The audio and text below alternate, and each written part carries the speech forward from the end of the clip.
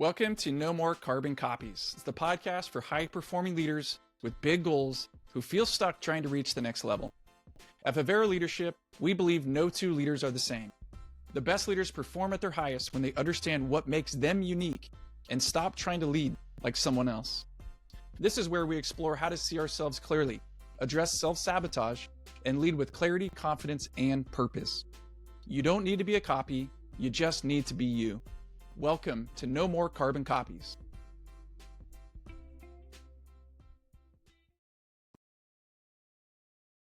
You've reached the point where talent and hard work aren't enough to get you to the next level. You read the books and hit the KPIs, yet there's a nagging sense that you're plateauing. The truth? The biggest obstacle in your career right now is likely the one thing you can't see: yourself. Before we dive into today's episode, we want to invite you to the Leadership Accelerator. This is an exclusive in-person cohort in Middle Tennessee designed specifically for leaders who are tired of guessing why they're stuck.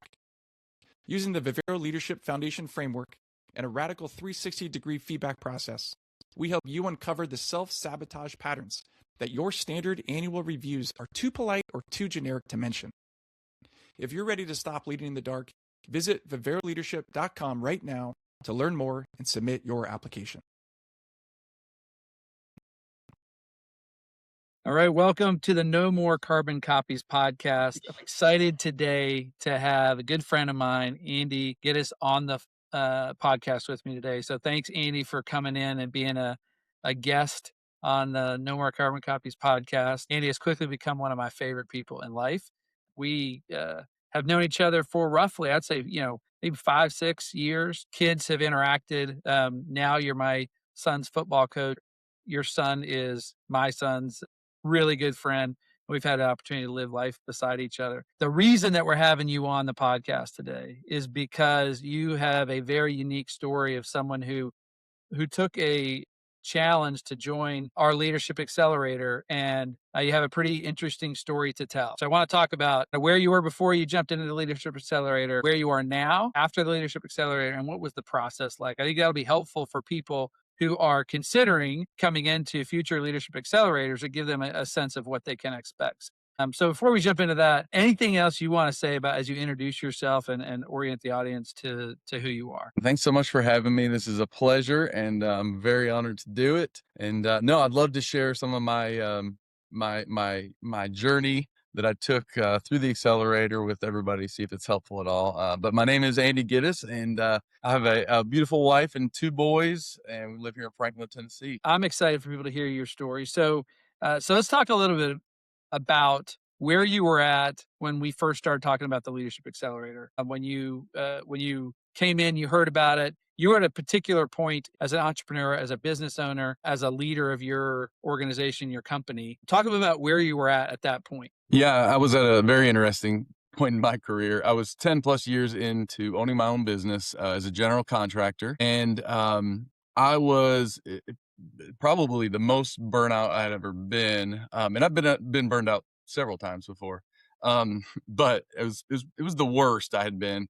I was still doing the things I needed to do. And but I had actually, just before I joined the accelerator, I had reached out to inquire about selling my business, something I'd never really thought of and definitely never took a step towards doing. I was just kind of to the point where I was like, I'll go and sell this thing and I'll work for that person for a little while, and then I'll go off and start my next journey. But I was kind of doing every job within my job, and I was working all hours of the day and night, and it had definitely gotten to me and was affecting kind of my home life too. Yeah. So frustrated, working a ton, making it, but had lost some of the joy in your work. Yeah. And what, Lost all the joy. Let's put it that way. Lost all the joy.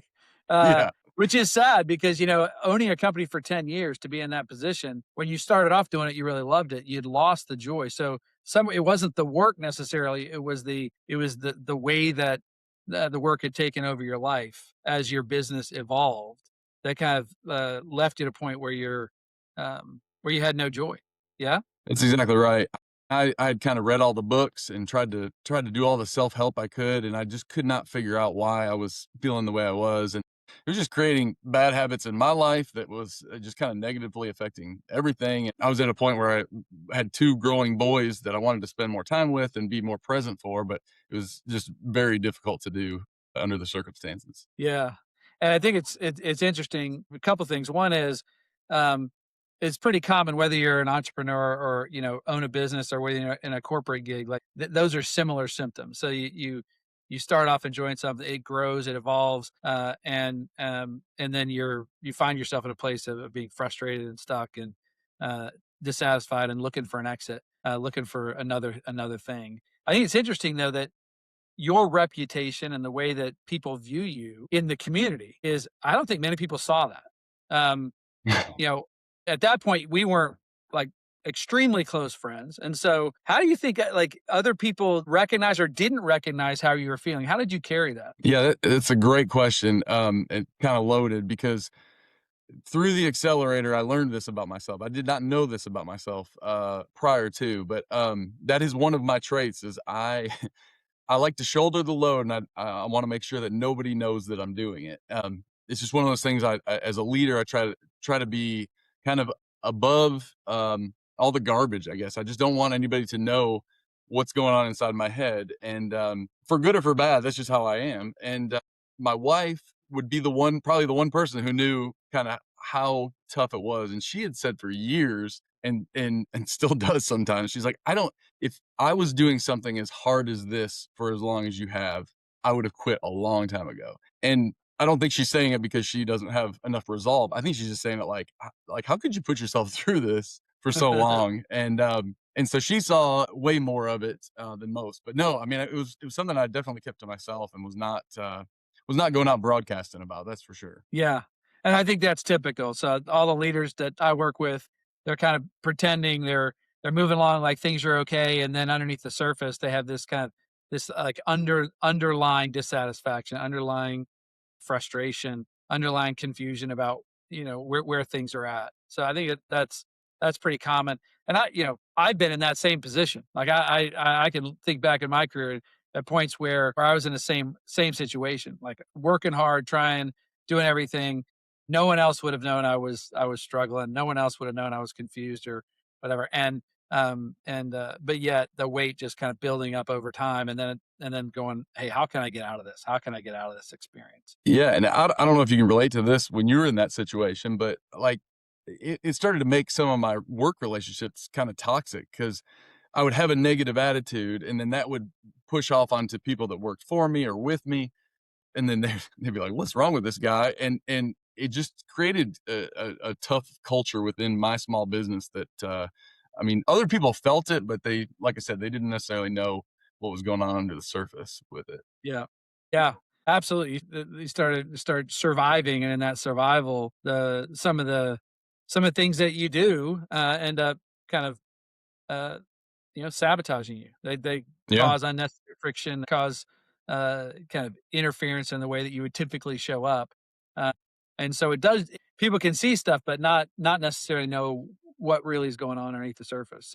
Yeah. So thanks for sharing that. I think that's super transparent of you to kind of go, hey, this is where I was at, and that's a long time to be owning a business Mm. for 10 years to have that kind of burnout. Um, so really appreciate you being willing to share that. So now let's talk about where are you now? Because I want to tell the story of I help I want you to tell the story of where are you now? If you were burned out, if you were looking to sell the company, if you were looking to get out, where are you now? Where things stand for you, for your Yeah. business, for your No, great. It's a great question, and it's really interesting. So right now, I am still running my business, and it has transformed significantly, honestly, since Accelerator. I have been able to, and this is one of the things that came out of Accelerator. I've been able to delegate all of the tasks that I was just so burnt out from that were I call them the heavy tasks, the ones that just it's the ones I would procrastinate on, the things I just truly did not like doing in my business, but for years had forced myself to now I don't do those anymore. That has been the biggest quality of life change for someone like me, for a small business owner, it's huge. It doesn't sound like much to just say, oh, you just don't do the things you don't want to do anymore. But it has changed my life. I used to spend the evenings, we'd kind of wrap up, get the boys to bed, and I would spend about the next 2 hours every single night at my computer, usually with the TV on with my wife,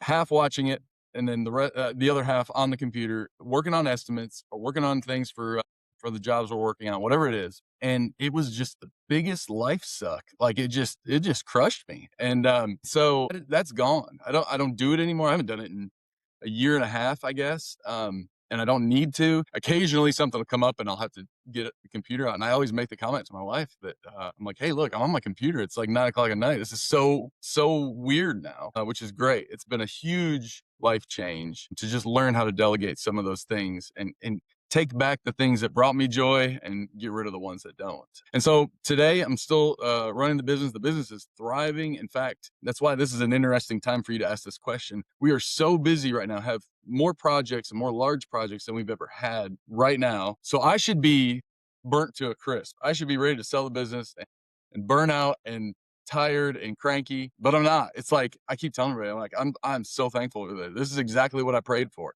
This is what I wanted. And it's here. So I cannot complain about it. So yes, I'm overworked right now, but I feel great about it. So interesting, because you kind of scooted over some of the things. You called them the heavy tasks. Yeah. You call them the things that you didn't want to, but specifically, I get really practical. What's different? Like, what is different in terms of how you spend your time, who you work with? Because if you guys now have more projects than you've ever had, that means there's more money coming in the door. That means there's more expectations from customers. All those things are true. So what's different in reality as the owner of the business? How are you spending your time? Yeah, absolutely. So that was, again, what I learned from going through this process with Accelerator was that my sweet spot, the place that I need to be, is on a job site, running a job or jobs, and I need to leave some of these imperative but administrative tasks that aren't my thing. I mean, I'm not a bookkeeper. I'm not an accountant. I'm not an estimator, I learned. None of that stuff brings me joy, but it's all very crucial to my business. So I learned to get rid of all of those things. And you can ask the people who now do those things for me. I don't do much with it at all. I review, I keep my eyes on, I manage those people, but I leave it to them. It is their responsibility, not mine. And so it frees me up to, my biggest thing is FaceTime with clients. That is where I need to be. They need to see me. They need to be having conversations with me. We kind of become, me and the crews that I run and myself, we kind of become part of the family when we're in somebody's home working. And so that allows me to just be there and address what they have going on, whatever that is with the projects. And so it's like, that's where, number one, I find the most joy is being on site, doing those things, being with those people. But also, it's just from a business perspective, it allows us to do that much more. If that's all I'm focusing on are those kind of income producing activities, it's a game changer. Yeah. It's funny. I was talking with someone just today about that idea of spending time where you get the most joy. And I say all the time, like, when you're spending time at things that give you the most joy and applying your skill set to that, you actually create the most value. Yeah. And in some ways, it's counterintuitive for people to go like, work should be hard, work should be like really difficult. But it's interesting what you say, because you go back to you pulling out the computer after the kids go to bed. You're doing. I assume what you're saying is you were doing all that heavy lifting, the stuff that you didn't enjoy doing, the stuff you weren't good at, but you were doing that because, is it because you didn't trust other people to do it? Or is it because you thought that to own a business, you had to do those things? That's what it meant to be a good owner, a good general contractor. Like, what were the reasons you didn't do that before? Yeah. The biggest reason I didn't do that before is because I have suffered for years from like a major lack of self-confidence. I just believed that I could not make the right decision to put myself or my business in the right position at any given time. So the easiest way to combat that or to skirt around it was just for me to just do whatever had to be done. I couldn't trust someone else with it because I didn't have the skills to teach that person, or I didn't even know what I was asking them to do. I just knew that I had a task I didn't like to do and I had to just go ahead and do it myself. And so I was always worried about money. I was always like, how am I going to pay someone to do this? Um, so really it just came back down to like, I never had the confidence. I just assumed I was a poor decision maker for so long until I kind of learned otherwise. That is amazing to hear, because I think what you just described is, I'm a person who owned a business, who did like what make America great is someone who owns their own business, who suffered from a lack of confidence. And so instead of not doing stuff, you did more. You owned it all. And all in a sense of like, I don't know how to hand this off. I don't think I'm good at it, but I don't know how to hand it off. It needs to be done. And so it's like a downward spiral, which Absolutely. burnout. But thank you so much for that transparency, because I think whether someone's in your position or they're in a corporate role sitting somewhere where they feel overwhelmed, those are the tendencies. You close yourself off, you insulate yourself, you just work harder, get your head down.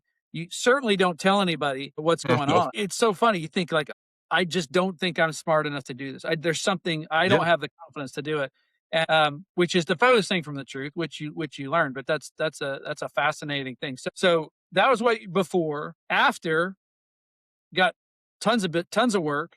You mentioned how many employees do you have now compared to what you had before? So we have 5 employees now. I was always usually had around 2 to 3, depending on the situation. The biggest difference now is the employees are doing our jobs that they didn't exist before. So I always thought, okay, if I hire someone, it's got to be someone who knows how to swing a hammer, can help me go make income. We need money, we need to bill, we need to invoice. But what I learned was I kind of needed all this help in the background more than anything. I was the one who, with the talent on the job site, I needed those people to back me up in those support roles. That's interesting, because a lot of people go like, hey, if I'm going to take a risk to hire someone, they need to produce revenue. And it sounds like what you're saying is, hey, I needed someone to do the non-revenue stuff so I could make more revenue. Exactly. Yeah. And it was a big leap of faith to go down that kind of down that path. But again, it went back to, I was like, I make good decisions. I know I can figure this out. And so I tried it, I did it, and it's going great. It's been, like I said, it's changed my life. Yeah. So I don't want to skirt over that. That's a huge statement. It's changed your life. Yeah. Let's talk a little about, what did you learn, like coming out of the accelerator? What did you learn that gave you the confidence to take those risks, to make those changes, to organize your life differently and your business differently? What allowed you to do that? It was like a reframing of, I don't know, years or layers of lack of confidence in myself and in decisions I made. I remember in the accelerator, one specific thing that we did, I remember we were having to give a statement, and then I would throw a statement out there, and then the group would kind of regurgitate it back, but reframe that statement. And when I gave one of my statements, I said it really negatively. Like, I said it, and I remember you kind of got on to me. I doubt you remember this, but you kind of got on to me like, why would you say it like that? And I was like, no, it's true. And the statement was something along the lines of, I take way too long to make decisions, and once I do, they're not that good. Well, after we unpacked it all for 20 minutes and we got to the root of it, this person was actually saying about me was like, I always get to the right decision. I don't always get there like super fast, but all these decisions I'm making are correct. And it was like, for whatever reason, I had to hear that from a group of people to actually believe it. I could have never believed it myself. And so then it just kind of was this cascading effect after that of, anytime something would come up, it's like I would work through the problem, and then I'd say, this is my decision. This is what we're going to do. And if it doesn't work, like, it's not that big a deal. But just having that little bit of confidence, it changed everything. Yeah. Pretty phenomenal aha experience of like, prior to that, kind of thinking about the time it took to make a decision, that you doubted the decision, but the insight you got was like, no, you're a good decision maker, and you came to trust and have confidence in, I'm a good decision maker. Like, that's been verified to me by people I trust. And it was solely came straight from Accelerator. And it was like hearing other people that I'd interviewed tell me these things about myself. It's like, I can't keep ignoring this. I can't let this negative voice in my head win out and telling me that I'm doing a bad job and that I don't know what I'm doing and all these things. I need to listen to these people, because they can't all be wrong about me. And it's funny, just the other day, I was talking to a good friend, and he said to me, just kind of out of the blue, he's like, I just got to tell you, you have some of the best judgment of anybody I've ever met. And I kind of laughed, and I was like, the old me would have said, no, I don't, like, or what are you talking about? I kind of looked straight at him. I was like, tell me more about that. Like, what are you talking about? I need to know where this is coming from. And he told me this story, and I was just like, man, I was like, I guess you're right. Like, I believe you. And 2 years ago, I wouldn't have believed it. Yeah. Yeah. That's good. It's a nice little example of not believing something because of that kind of negative voice and the power of Yeah. hearing from people repeatedly what's really true about you. I always say we don't see ourselves accurately. The same is true for me. I say it to leaders all the time. It's like, hey, you don't see yourself accurately. I don't see myself accurately. And we're both proof of that in the sense of we have a lot of negative voices in our head that try to diminish us. We have some voice in our head that tell us we're great at things, and we may not be. But we have this mix of stuff in our head, and we don't see ourselves accurately. And what's interesting is a lot of people think you think more highly of yourself than you actually are, and I think that's not true. I think most people think less highly of themselves than the people around them, and that's one of the reasons they close themselves off and isolate them is they think everybody's going to be critical of them. And there's a great example of like, that's not true. Like you heard some really good encouraging stuff and it has allowed you to have clarity and confidence. And you've taken some significant risks based on that that have paid off, that have resulted in a thriving business, more economic advancement. You got more employees, more customers. There's so much more that you have because you have clarity and you've actually reduced your job description. That's exactly right. I tried to, because of that, I tried to, fire myself from all the things that I didn't enjoy or wasn't that good at. That was the other nice thing that came out of Accelerator is I got to learn the things that I'm actually not good at. And instead of being self-conscious about that, just be able to take some actionable steps towards delegating that out or kind of enhancing my skills in that area. Are you hitting an invisible ceiling in your career? For many leaders, their next move isn't about working harder, it's about seeing what's currently hidden. Your standard annual reviews aren't giving you the full picture. The Leadership Accelerator changes that. Through our Leadership Foundation framework, which includes intensive 360-degree feedback, we help you identify the exact blind spots sabotaging your effectiveness. Stop guessing and start leading with clarity. Our next in-person Leadership Accelerator is coming to Middle Tennessee soon. Apply at viveraleadership.com today. Now, back to the podcast. So that's where you're before, after, not going to sell the business. You're thriving. Family is doing well. You have time to do other things that you enjoy. Really? So you have more time in your day. It's not just work.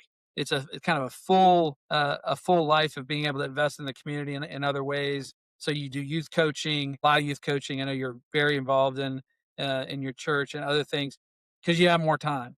I want to pivot now to the third thing, which is what was the process like? Like I describe the process to people all the time, but since I run the program, it's really helpful for me to hear. What was your experience of the process? How would you describe it to people to say, this is what this process was like? The good, the bad, and the ugly. What did you think about how we went through the accelerator? Absolutely. So I joined the accelerator, and after the first meeting, we worked through some things, talked through a lot of things, and the first task was to go out and interview several people from my past, and we had a list of questions, and to kind of get their answers, and all of these things revolved around how they saw me and how I made them feel as people. Remember, you and I had a conversation when we were selecting people for me to interview, and you said you've got to get someone your company has done work for. That's like a big one. And I didn't want to do that at first. I was kind of trying to avoid that until you forced it on me a little bit. And that ended up being one of the coolest interviews, because I remember them saying some really, really nice things that I didn't even remember. And they talked about some things that I did for them that I didn't have any recollection of. So that was really cool. A little bit of a reinforcement there, but I just talked to several different people that have seen me in different avenues. And I had a real interesting one in that I had an employee who had been with me for 10 years and had worked with me, had been with me since, this company was a baby company. And he had actually given me his kind of 2-month notice just prior to me starting the accelerator. And so we've kind of grown up together in a way, and he's helped me, for 10 years. And so I got to interview him, which was really interesting because he was someone that was, worked for me. I wouldn't have probably done that had he not been leaving, or at least I maybe would have done it a little differently, because it's an interesting dynamic. And but it was really neat to get his take on how he saw me and how I led him and the company through his eyes. So the interview process to me was a really interesting one. I gained a lot of good insights from a lot of really good people that I care about. Yeah. So for those just to clarify what we do here is we everyone who goes through the accelerator has to identify at least 5, and sometimes it's up to 10 people. And the criteria for them to interview is very specific, and that is that they have to have seen you actually do work, which is why I said you have to go talk to a customer. So people you work with are your colleagues, people that work for you, but the people who receive your work and receive the value of your work are really critical. They're the folks who have paid you money to do what you do. And so it's customers are a huge source of insight, but they have to have seen you do work, and you have to know they care about you, because that makes it something that you're willing to receive, you're willing to hear. And they're going to tell you the truth. They're going to give you really good insight that you can trust. So you identified, I don't know exactly how many people you identified, but you went out and did the interviews. Yeah. What next? What was the process from there? Yeah. Well, that's what I said. I said, what next? What do we do with this information? Which seemed really like kind of strange information to me at the time. And so just a list of really nice things about myself at that point. So we spent the next session or 2, I think, really unpacking, learning how to not just read or listen to what these people said, but what was the meaning behind what they were saying, and what was underneath it. And I remember we talked a lot about how did we make them feel for them to have said that about us. So that was really interesting to me, because I don't get that deep very, very often. So I needed a lot of coaching in that regard. But I got a lot of really good just tidbits about what people think about me, how they see me. And then we started putting names to it. We started categorizing it. And I had to go through, and I spent so much time on this, and it was so valuable, because I just got to kind of put it into these buckets of like, all right, this person sees me this way, this person sees me this way. And then we came back together for another session and kind of took it to the next step. Yeah. Yeah. It's fascinating. I mean, you said a couple of things that I think people maybe wouldn't expect, which is you go out and do these interviews with people and you're getting feedback.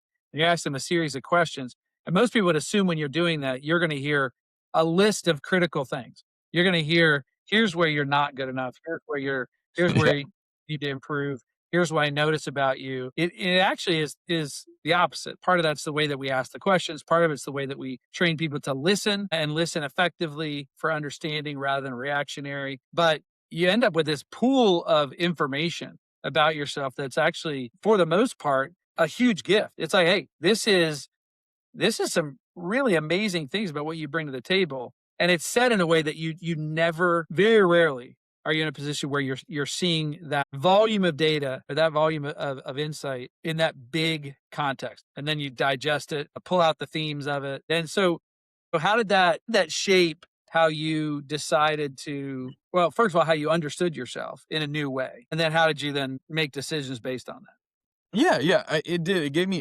all of this clarity about myself. Some of these things I knew, but the negative voice would tell me otherwise. Some of these things I didn't know about myself. There weren't many of those. I felt like I had a good handle on it. I had a skewed view of myself, whereas I was getting this feedback. And I mean, that was one of the really big revelations to me, was the feedback I was getting all matched up, every single one of them. I mean, there was so much redundancy in my feedback. All the people you talked with That same said very thing. similar things. Very similar things, So which you're the almost same frustrated person. me. Exactly, right? It's Yeah. like, it almost frustrated me, because I wanted some new stuff, some different stuff. I'm like, "Oh, wait, no, this is actually probably a good thing." So yeah, it what that did for me is it just gave me that confidence of like, "Oh, this is who I am. I am these things. I am this type of person." And when I started looking at being able to apply that to my business, because the last step of this process was taking all that information finding out all these things about myself, and then creating an action plan to help me move forward, both in life and in business. And for me specifically with my business, it was like, I need to let this go. I need to hire someone to go do this task. And so it was kind of easy for me when it came to the action plan. Once I found out, oh, this is the type of person I am. These are where my strengths are. This is where I add value. Then it became really easy to say, oh, this is how I should proceed. I mean, it became very easy. So that's exactly what I did. I mean, I started following, going down that path, following those steps. And that's what kind of changed everything. I told you I had an employee leaving right during that time period. I was doing my interviews. And so that also was a unique opportunity for me to kind of blow up my current the way my business looked and say, all right, I'm gonna hire someone that doesn't fit the bill, and we're gonna do this different. Yeah. So you say you learned what you did well, but you made some decisions on how to reshape your business. How did you decide what to get rid of and what to keep on your plate? Yeah. For me, it was a pretty easy one in that I knew what was burning me out the most. Specifically, I told you I love being with clients and I love the process of construction. And when we are working on a project, like that is where I'm in my sweet spot. All the stuff leading up to that is what really drags me down. That's the heavy stuff to me. A lot of estimating. Kicking a project off is not easy. It's just kind of it's kind of a slugfest of just numbers, design things, and things I just am not that interested in, but are very crucial. And so it was a really easy decision for me to say, all right, I need someone to just take that, and that is their thing. Leave me out of it. Hand it to me when it's ready to kick off, and that's when I want it.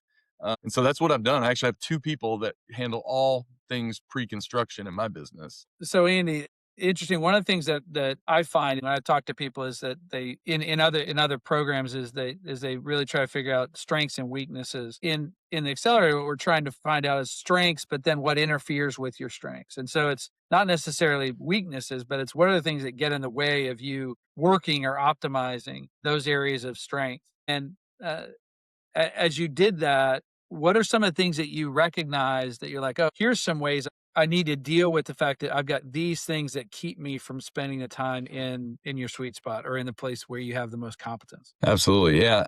Mine's an easy one. It was a resounding, and I heard this from a lot of people. I want to make sure everybody is comfortable and happy all the time. And I want them to be, it doesn't matter what's in my head or if I'm in trouble, like they need to be okay. And so for me, I just say yes to everything at my own expense. And I sabotaged myself over and over again for years, just trying to make sure that I took care of whatever needed to be taken care of. And that was work, that was personal, that was community, that it didn't matter. It was just everything. And so when I found out that A, it's okay to say no, and B, that I just have this propensity to say yes to everything, it was just a really good eye-opening experience to me. To be able to back away from that or figure out what I should be saying yes to. Still okay to say yes to things, but let's figure out what's bringing me joy and say yes to those things, because then I don't get burnt out from it. Yeah. So that was a game changer for me. Yeah, in my experience, different seasons of my life, where I was having a little less joy. One of the things that I find to be consistent is in those places where I was insecure, I would try to be or pretend to be good at everything. And so I would say yes to everything. I would try to be good at everything across the board, and which meant that I was spending my time doing a lot of things that probably I wasn't the best suited to do, but and I wasn't very good at. And there was other people who could do them better than me, but because I felt like I had to do those things, I feel like that's what it meant to be a good professional. That I would just try to spread myself really thin over a lot of things. And similar to you, like going through a little bit of a process to really understand where should I really be spending my time? What's the best kind of return on investment in terms of if I'm going to spend time on something, I'm going to get a lot out of it. And the people I serve are going to get a lot out of it. And if I don't do the things over here, I'll have more time to do that. And so I really clarify what I do uniquely that makes me uniquely effective. And all of a sudden I'm more focused. I'm doing stuff that I'm really good at. There's a high return on investment, and you end up, like you said, more joy, more clarity, more confidence, all those kind of things. But I think the gap there is if you don't know what you do that makes you uniquely effective, brings you joy, you're motivated to do, that has a lot of value, you end up spreading yourself too thin across a lot of things. And for you as a business owner, spreading yourself out around a lot of things, working all those hours actually cost you more than it would have, more than it does now. Now you're at a point where you're really narrowed your focus. Yeah, you know what's interesting about that is when you're doing those things that are joy filled, even when you're doing too much of it, at least in my experience, I don't get burned out the way I used to. I get really tired. You know, if I'm just still way too over involved in too many things, but they're the good things that I'm good at and that they're in my sweet spot, I maybe get tired from them, but I don't get burnt out. I don't get that feeling of like, just everybody leave me alone. I gotta deal with this in my head. And I don't get as cranky as I used to. Yeah. Yeah. I mean, it's a good point. It's like, what causes burnout? What causes that kind of the joy suck? And it's typically the stuff that you have to do, the stuff you're not good at, and you just Yeah. think you have to do. Hard work is good work. Hard work Yeah. in your sweet Right. spot, good work, and everybody needs to and wants to go through seasons where that's really hard. But it's the opposite. It's not burnout. It's just good hard work. Exactly. And that's how I feel right now. It's like I'm 100% overworked right now, but I feel great about it. Like I'm Yeah. not upset about it at all. Whereas that's not the case when you're doing those things that you do not like to do, or just it's a different feel for sure. Yeah. How do you think you show up differently now when you're engaging difficult challenges, or when you're in a tough situation with a client or the customer or with your employees? Like, how do you show up differently because you have some real clarity on who you are as a leader? Well, we talked about I interviewed a former client during my interviews, and they told me a couple of stories of ways I dealt with some negative situations during their project. But again, I didn't even remember because they're just kind of normal, and how they just thought that I'd handled it so well. And it was really nice. It was a great thing to hear. And it was great that they remembered it and I didn't. I thought that was really important. So now when those things still come up all the time, I mean, my work is full of challenges, but now I had like this little positive voice in my head saying, you know how to handle this. You know how to deal with this. Here's what you do. Whereas it used to be the case was just like, man, I don't know what to do about this. When all along I knew what to do and I was doing the right thing. I just didn't know it. And my memory was too short to remember that I was handling it correctly. So it's nice now. I have this newfound confidence of I do know the right path. I do know the right thing to do. I do know how to handle this situation. But it took me kind of unlocking that, or these other people helping me unlock this, to be able to have that confidence to handle those situations. I imagine it's also uh, less time Oh because yeah, you're yeah. confident. It doesn't take you as much time to get to a point of resolution. Absolutely, yeah. And I'm in construction. Construction is just full of issues and conflicts, and no matter where you look, it's everywhere. And it's just nice to have. I guess I had that experience before, but it's nice to have that realization, that enlightenment, to know that I can handle these things, and that I'm handling them well. That's really what it amounts to. It wasn't that I was just handling them before. I was handling them well. I just didn't believe it. I'm no different. I have the same type of voices in my head, but it's a much different kind of thing when you're guessing and when you're second guessing and when you lack confidence than when you have a real sense of like, yeah, I'm standing on a good platform of confidence and I can go into really difficult situations without second guessing myself, and what I call having humble confidence to do it, humble enough to know I don't do everything well, but I can do this well, and I can do it as a service to the people around me. So And you that's know how, the like, nice that is when now in this new well, I'm not in the new role of leadership. I'm still in the role of leadership I was in, but this new confidence, it just changes the way I lead now because like you just said, I know my shortcomings. I have no problem telling you what I'm not good at. No problem. But I also know where I'm an expert and where you should listen to me or whatever the case is. And it just changes everything. Changes the lens in which I view things. Also just changes how I interact with the people around me, which is great. Yeah. So instead of insecurity and viewing things as a threat, you view things as with a sense of stability, sense Yeah, of absolutely. Absolutely. affirmation, solid foundation, all those kind of things. Yeah. Yeah, Yeah. absolutely. Well, Andy, thank you so much. I'm so impressed with you. I'm impressed with the way that you carry yourself, the way you handle stuff, with your humility, with the way that you live so transparently and confidently into what you do. I'm excited for the fact that you've gotten so much value out of the process and that your business is thriving. And I'm just excited for you. Walking with you through the process, could just see you carry yourself so differently. So thanks for sharing your story. Thanks for being willing to come here and talk about it. And thanks for being you. Yeah, I tell everybody you are such an amazing gift to the people that get the privilege of interacting with you. So thank you for being willing to share your story and be vulnerable and put it out here like this. Well, thank you, Roger. I appreciate that. And I appreciate you and your years of friendship and leadership in my business and in my personal life. It's been game changing.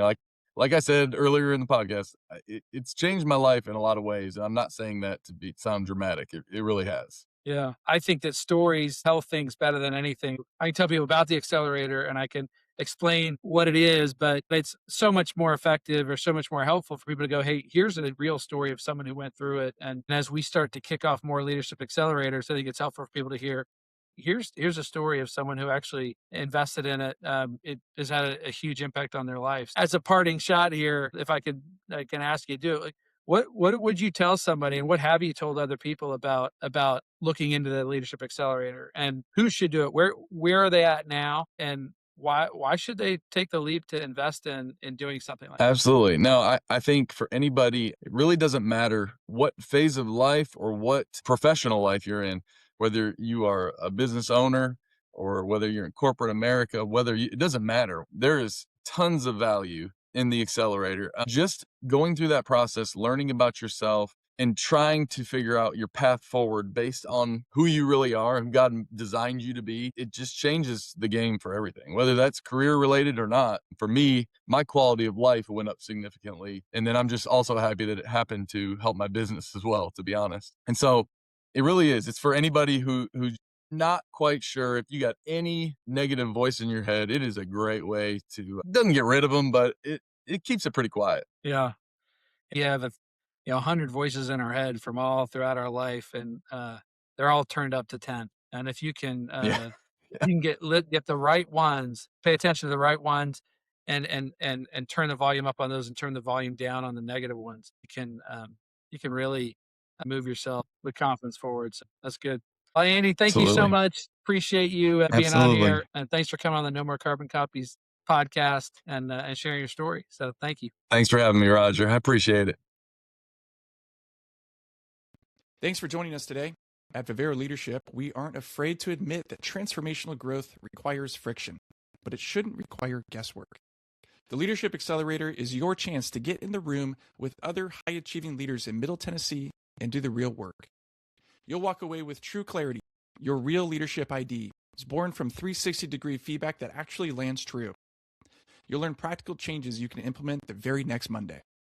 The Leadership Accelerator empowers you with a clear path to your next leadership steps or organizational breakthrough. Don't let your blind spots define your career trajectory. Space is limited for our next cohort. Visit viveroleadership.com right now to learn more and submit your application. Remember, there are no carbon copies. Own your leadership. We'll see you in the room.